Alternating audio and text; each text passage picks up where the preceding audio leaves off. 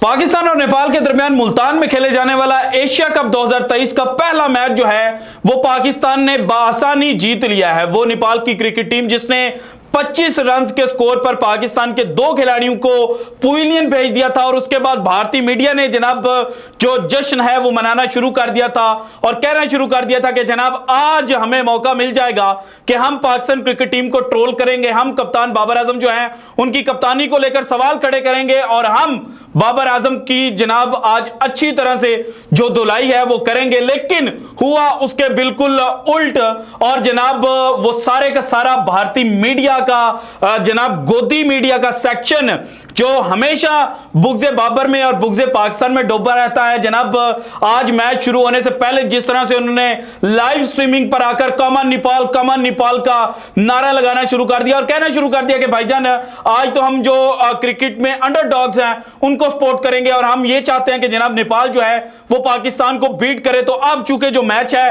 वो खत्म हो चुका है और उनकी जो इस वक्त लाइव स्ट्रीमिंग चल रही है जिस पर जनाब वो बड़े जनाब ठाठे मारते हुए कुछ बातें कर रहे हैं, तो उनको देखकर मैं एक ही बात कर सकता हूं। पाकिस्तान के अंदर और स्पेशली पंजाब के अंदर एक जनाब जो मुहावरा है वो बड़ा फेमस है और कहा जाता है कि जनाब शर्मिंदे दी आग उगया यानी कि घास उगा। तो उसने कहा उन्हें क्या कि जनाब कोई गाल नहीं छावे ही बांधे। तो जब किसी के पिछवाड़े पर जनाब घास जो है वो उगा है तो वो यही कहता है कि जनाब कोई गाल नहीं छावे बांधे गर्मियां बढ़िया ने। तो यही हाल जनाब भारतीय मीडिया का है। मैंने जनाब भारत का वो मीडिया जो पाकिस्तान को ट्रोल करने के लिए आज जनाब जो बड़ी बड़ी बातें कर रहा था मैच शुरू होने से पहले और फिर जब फखर जमान आउट हुए किस तरह से छलांगे मार रहे थे और बाद में जब पाकिस्तान जीतता है तो उनके रिएक्शन किस तरह जनाब चीखू में बदलते हैं, ये सारी डिटेल्स एक एक करके आपके सामने रखनी है। लेकिन उससे पहले दो चीजें मैंने आपके साथ शेयर करनी है। एक जनाब भारत का वो मीडिया जो एनालिसिस करते हुए जनाब जो चीजें हैं जो फैक्ट्स हैं उनको मद्देनजर रखते हैं, यानी कि विक्रांत गुप्ता की टाइप के जो लोग हैं जो जनाब हम्बल लोग हैं उन्होंने बाबर आजम की जो सेंचुरी थी उसके बारे में क्या कहा। जनाब कुछ मिनटों की ये वीडियो है वो भी आपके साथ शेयर करनी है। लेकिन उससे पहले भी जनाब एक जो मोस्ट इंपॉर्टेंट पॉइंट है शेयर करने वाला कि जनाब किंग बाबर आजम जिन्हें भारतीय मीडिया तो किंग बाबर आजम नहीं मानता, लेकिन चूंकि जो उनके स्टैट्स हैं वो डिफाइन करते हैं कि जनाब बाबर आजम जो हैं वो इस वक्त दुनिया क्रिकेट के किंग हैं। तो उन्होंने आज एक और इजाज जो है वो अपने नाम कर लिया है और वो इजाज जनाब बाबर आजम से पहले साउथ अफ्रीका के जो ओपनर बैट्समैन है हाशिम आमला उनके पास था। हाशिम आमला ने 104 इनिंग्स का ओडीआई के अंदर खेलकर 19 सेंचुरियां जो हैं वो बना रखी थी, जबकि बाबर आजम ने आज जनाब 130वीं जो इनिंग है वो खेलते हुए ये जो हाशिम आमला का रिकॉर्ड है ये तोड़ डाला है और 19 सेंचुरियां तेज तरीन 19 सेंचुरियां बनाने का रिकॉर्ड जो है वो अब कप्तान बाबर आजम के पास आ चुका है। और कप्तान बाबर आजम ने जैसे ही 19वीं सेंचुरी स्कोर की तो उस वक्त भारत का जो नंबर 1 खिलाड़ी है जिसको भारत की जनाब जो क्रिकेट है उसके अंदर एक बड़ा हाई दर्जा दिया जाता है, उसने भी बाबर आजम की तारीफ के लिए एक ट्वीट की और ट्वीट के अंदर उन्होंने बाबर लिखा, क्लैपिंग की और फिर जनाब आगे 100 का जो साइन है वो डाला और उस शख्सियत का नाम है उस प्लेयर का नाम है आर अश्विन। और आर अश्विन की जो आज की ट्वीट्स हैं वो डिफाइन कर रही हैं कि जनाब पाकिस्तान और नेपाल के दरमियान जो एशिया कप का ओपनिंग मैच खेला जा रहा था ये अनइंपॉर्टेंट नहीं था बल्कि ये बहुत ज्यादा इंपॉर्टेंस रखता था, क्योंकि ये जनाब एक मेगा इवेंट का इनिशियल मैच था। यहां पर जनाब पाकिस्तान को अगर किसी तरह से मुश्किलात में फंस जाता तो आगे जो टूर्नामेंट पूरा बाकी पड़ा हुआ था वहां पर पाकिस्तान के जो कदम थे वो डगमगा भी सकते थे। और आर अश्विन ने जनाब जब इमाम उल हक आउट हुए रन आउट हुए तो उसके बाद भी बात ट्वीट किया और कहा कि जनाब अब नेपाल जो है उसको अपनी गिरफ्त जो है वो मजीद मजबूत करनी चाहिए। इसके अलावा जनाब जो मोहम्मद रिजवान का रन आउट है उसको लेकर भी इन्होंने ट्वीट किया और इन्होंने कहा कि जनाब एक जिस एंगल पर और जिस हाइट पर बॉल थी वहां से जनाब जो डाइव करना है वो बहुत ज्यादा मुश्किल थी, इसलिए जो मोहम्मद रिजवान है उन्होंने डाइव नहीं की। अब आते हैं जनाब विक्रांत गुप्ता साहब की स्टेटमेंट की तरफ। देखें पाकिस्तान में विक्रांत गुप्ता साहब को बड़ा चाहा जाता है और उसके पीछे रीजन यह है कि ये जनाब भारतीय जो स्पोर्ट्स तक पर पैनल बैठा होता है, जो पाकिस्तान को अपोज कर रहे होते हैं, उनके सामने पाकिस्तान की जो जंग है वो लड़ते हैं। सो इसलिए इनकी जो राय है उसको इंपॉर्टेंस देना बहुत ज्यादा जरूरी है। तो जरा सुनिएगा कि विक्रांत गुप्ता साहब क्या कह रहे हैं। पहले मैच में बावजूद सुनिएगा शुरुआती 2 विकेट जल्दी गिर गए, फिर रिजवान भी आउट हो गए, बट आज जो आपने बाबर आजम की बैटिंग देखी है, तो मैं आप सबसे जानना चाहता हूं क्या दिखा आपको बाबर आजम की बैटिंग में आज तक?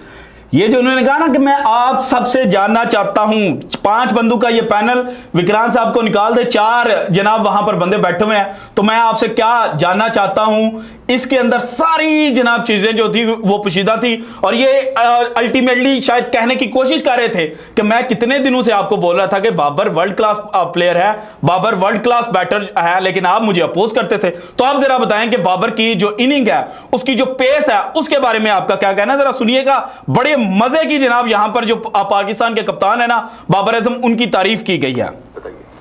किससे? नहीं, आप बताइए। नहीं, मुझे तो मतलब जिस तरीके से उन्होंने इनिंग्स पेश करी, और हम ये एक दिन जब चर्चा चल भी रही थी तो राहुल भाई और हम बात कर भी रहे थे, तो ये पॉइंट क्या था कि जो इनिंग्स पेश करते हैं वो बड़ी तगड़ी करते हैं। और आज भी अगर उनकी इनिंग्स का ब्रेकअप, क्योंकि फिर देख रहा था मैं किस तरीके से उन्होंने किया है, पहले 51 रन उनके 72 बॉलों पर थे, थोड़ा सा एक रीबिल्डिंग फेज और उस तरीके से चले। फिर उसके बाद जो उन्होंने 51 से 100 करे वो 37 बॉलों पर करे, ठीक है। फिर उसके बाद जो 100 से 150 करे वो 20 बॉलों पर करे, ठीक है, जो आप मतलब बहुत बढ़िया। एंड रिजल्ट क्या है? एंड रिजल्ट उनका रहा 151 131 तो इस तरीके की इनिंग्स पे नो डाउट आज सामने ओपोनेंट नेपाल है, बट फंस रहे। सुनिएगा पाकिस्तान जैसे हमने बोला कि 25 पर 2 जो उन्होंने पार्टनरशिप लगाई, और सबसे इंपॉर्टेंट था कि इफ्तिकार की प्रेजेंस, क्योंकि इफ्तिकार वो अपने अंदाज में ही खेलते हैं और उन्होंने बाबर का काम भी हल्का किया और दोनों ने बड़ी जबरदस्त पारी खेली। इफ्तिकार ने 100 किया, उनका पहला 100 वनडे करियर का, और बाबर का एशिया कप में पहला 100। तो अभी इसके अंदर एक बड़ी मजे की लाइन जो है ना वो विक्रांत गुप्ता साहब ने उगलवानी है अपने पैनल से, वो जरा उस पर ध्यान करना है आपने। पेस वाइज बड़ा अच्छा लगा और उनको जरूरत थी इस तरीके की बड़ी टोटल आ जाए। आप इंडिया गेम नेक्स्ट है तो पाकिस्तान बोले यार कि उनको यही सबसे ज्यादा चाहिए था। शहीन की विकेट वगैरह थी, बाबर 50 करे थे, बट बाबर जाने आते हैं शतक लगाने के लिए। 104 मैच हो गए उनके, 19 शतक हो गए, सईद अनवर से 1 शतक कम है। अब अगर इसी तरीके से कंटिन्यू कर पाएंगे, तकरीबन हर 5 मैच में 100 है, जो कि बहुत बढ़िया। ओडीआई के रिकॉर्ड के हिसाब से देखें तो मतलब 100 बनाने की मशीन कह सकते हैं इनको, वो है। और क्यों 100 बनाने की मशीन कह सकते हैं। अब जनाब ये तो विक्रांत गुप्ता साहब ने अपने पैनल से गुलवा लिया, और वहीं राहुल रावत साहब आज तो वो नहीं थे यहाँ पर, मतलब उस तरह से बोल नहीं थे रहे और अपोज भी नहीं कर रहे थे। अपोज करेंगे भी क्योंकि भाईजान एक प्लेयर ने अच्छी इनिंग खेली है, इसीलिए तो आर यशवंत जो है वो भी ट्वीट कर रहे हैं। लेकिन हमारे जो एक स्पोर्ट्स यारी पर बैठे हुए सुशांत मेहता साहब हैं, उनको तो हमेशा एंटी पाकिस्तान बात करनी होती है। जरा सुनिएगा मैच से पहले और मैच के बाद वो क्या कहते हैं, देखिएगा बड़ा मजे का है। नेपाल हम सपोर्ट कर, आज कमान पाकिस्तान सबको ये कौन जीतेगा, इसमें कोई प्रॉब्लम थोड़ी ना है। पता हम सबको है कि कौन जीतेगा, लेकिन फिर भी हम नेपाल को कमान नेपाल। और बाद में यार मैं इनको क्या कहूं, और इनके ऊपर ना वही लाइन सूट करती है कि शर्मिंदा दी आकू गया तो उन्हें क्या छामे बांध। फिर भी I think come on Nepal, I think आज come on नेपाल कुछ ना कुछ तो करके दिया। देखो मैच में अगर फाइट भी होगी ना तो भी बहुत है, मैच के अंदर फाइट भी होगी। अच्छा एक तो ये पॉइंट आ गया।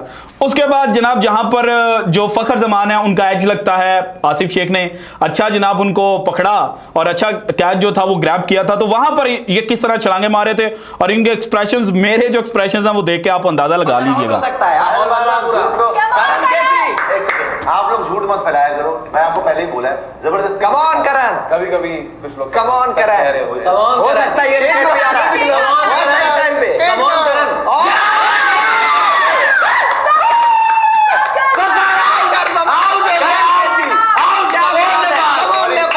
देखो वो भूखा था ना, किसी ने उससे पूछा कि 2 जमा 2, ने कहा 4 रोटियां। यही हाल इनका, इनको पाकिस्तान के खिलाफ कुछ चाहिए था और वो इनको मिल गया उसी वक्त, और इन्होंने जनाब बाद में शामियाने और शादियाने बजाने शुरू कर दिए, चीखें मारना शुरू कर दी। अच्छा अब जैसे ही नेपाल मैच हारता है तो उसके बाद इनके रिएक्शन क्या होता है जरा ये भी देखिएगा, और उसके बाद कहते क्या है, लफ्जों को कैसे जनाब ये आगे पीछे करते हैं वो जरा गौर से देखें। इन्फो इनफैक्ट बोल रहे हैं मेरी जान हुन भी आखो ना कमॉन नेपाल दी की गल है बादशाह। नेपाल नु कुट के तुसी 7वें आसमान ते हो गए, कोई गल नहीं। हुन जो आएगी ना असली इंडिया फिर तक ਤੁਹਾਨੂੰ ਦੱਸ देंगे कोई गल नहीं हुन आ जाओ मैदान च है ना और श्रीलंका बंदा जो आएगी भाईजान जब इंडिया का मैच होगा तो इंडिया के साथ देखा जाएगा और हम तो पहले ही कहते हैं क्यों ना गिवन डे जो टीम अच्छा परफॉर्म करेगी वही जीतेगी। हम यहां पर बैठ के जितने मर्जी बातें करते रहे, जितनी मर्जी जनाब यहां पर ऊट पटांग बातें करते रहे, जितना मर्जी जनाब अपनी टीम को उठाते रहे, लेकिन असल मुकाम असल मुकाबला ग्राउंड के अंदर खिलाड़ियों ने लड़ना है।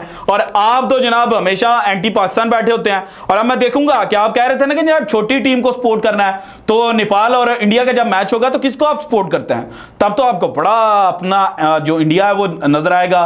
वहां पर भी बात कीजिएगा कि जनाब आज नेपाल जो है उसको जनाब इंडिया जो है वो उसके खिलाफ जीतना चाहिए। हालांकि रिजल्ट हमें भी पता है कि नेपाल जनाब इंडिया से हार जाएगा, लेकिन जो आप फैक्ट्स को मैनिपुलेट करते हैं, जो सिर्फ ऑडियंस ग्रैब करने के लिए आप जनाब बड़ी बड़ी बातें छोड़ते हैं, तो भाईजान बाद में मैच के बाद लोगों ने आपको कमेंट सेक्शन में जाकर यही कहना है ना, करें भाई अब कर क्यों नहीं रहे। तो 2 सितंबर को 2 सितंबर के दिन ही देखा जाएगा कि क्या बनता है। So this is it from today's episode. अगर आपको वीडियो पसंद है तो लाइक कीजिएगा, ज्यादा से ज्यादा शेयर कीजिएगा, अपनी कीमती राय का इजहार लाजमी कीजिएगा, और अगर आपने अभी तक चैनल को सब्सक्राइब नहीं किया तो कर दें। शुक्रिया, अल्लाह हाफिज।